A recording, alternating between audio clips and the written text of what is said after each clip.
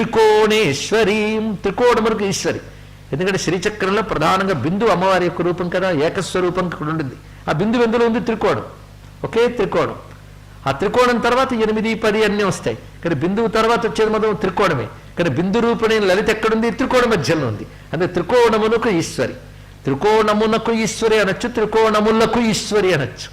ఎందుకంటే శ్రీచక్రంలో 43 త్రికోణాలు ఉన్నాయి. అంటే 5, 4 త్రికోణాలు అంటే మొత్తం 9 త్రికోణాలు కలిగిగానే 43 ఏర్పడుతున్నాయి.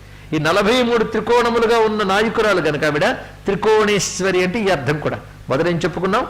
శ్రీచక్రంలో త్రికోణం మధ్యలో ఉంది కనుక త్రికోణేశ్వరి. త్రికోణముల రూపంగా ఉన్న ఈశ్వరి.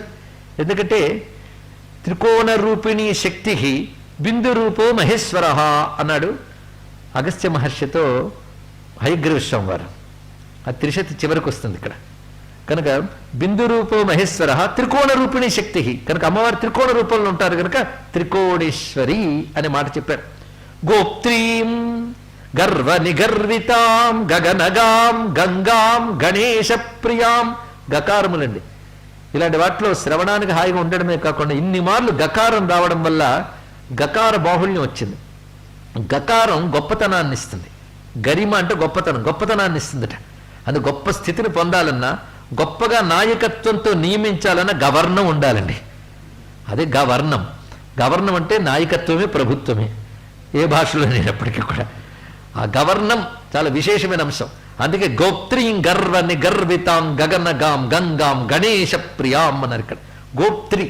గోప్త్రి అనే మాట చాలా లోతైన భావంతో ప్రయోగించారు. గోపనము అంటే రక్షణ అని అర్థం. గోప్త్రి అంటే రక్షణ చేయునది అని అర్థం. గోప్త్రి గోవింద రూపిణి. లలితా సహస్రం గుర్తు తెచ్చుకోవాలి. రక్షణ చేస్తుంది, అది గోప్త్రి. ఇంకొక అర్థంలో గోప్త్రి అనే మాటకు అర్థం ఏంటంటే కప్పి పెట్టునది అని అర్థం. గోపనం అంటే కప్పుట. రక్షణ కూడా కప్పడమేనండి. పిల్లాడి మీద ఎవరో వచ్చారు కొట్టడానికి తల్లి కప్పుతుంది, అది గోప్త్రి. కప్పడం అంటే కప్పడమేగా. రక్షించడం ఎలాంటిదో కప్పడం కూడా ఆవిడెప్పుడు కప్పే ఉంచుందంట. మాయతర విశ్వమంతా తానైనా అది తెలియకుండా చేస్తుంది ఆవిడ. అదే మాయ. అదే మరుగేలరా ఓ రాఘవ అని. కప్పాలండి, కప్పకపోతే ప్రమాదం. మాయ అనేది లేకపోతే ఎంత ప్రమాదమో. మన కళ్ళ ముందు ఒకటి పోతూ ఉంటే జీవితం ఎంత అనిత్యమో తెలుస్తుంది. ఆ రోజు చాలా దుఃఖంగా ఉంటుంది, మరుసటి రోజు మామూలే. అదే అలాగే గుర్తుందనుకోండి, బ్రతుకు నడవదు. వెంటనే మాయ తెరవేస్తుంది, లేకపోతే ప్రపంచం నడవదండి. అందుకే సర్గస్య రక్షణార్థాయ తస్మై మోహాత్మనే నమః అంటూ కృష్ణుని స్తుతిస్తూ భీష్ముడు అంటాడు, ప్రపంచాన్ని రక్షించడానికే మోహరూపంలో ఉన్న తల్లి. అందుకే మోహరూపంలో ప్రపంచాన్ని నడిపించే తల్లి పేరు గోప్త్రి. అంటే మహామాయా రూపిణి అని అర్థం. ఇక్కడ మహామాయ, మాయాశక్తి అదే. అందుకే నువ్వు ఎలాంటి దానివంటే తల్లి, మమత్వగర్తేతి మహాంధకారే విభ్రామయత్యేతదతీవ విశ్వం. మమకారం అనే గర్తములో అంటే గొయ్యిలో ఈ జనాలు తిప్పుతూ ఉంటావు తల్లి అని అన్నారు ఇక్కడ. ఆ తల్లి ఆ పని చేస్తుంది.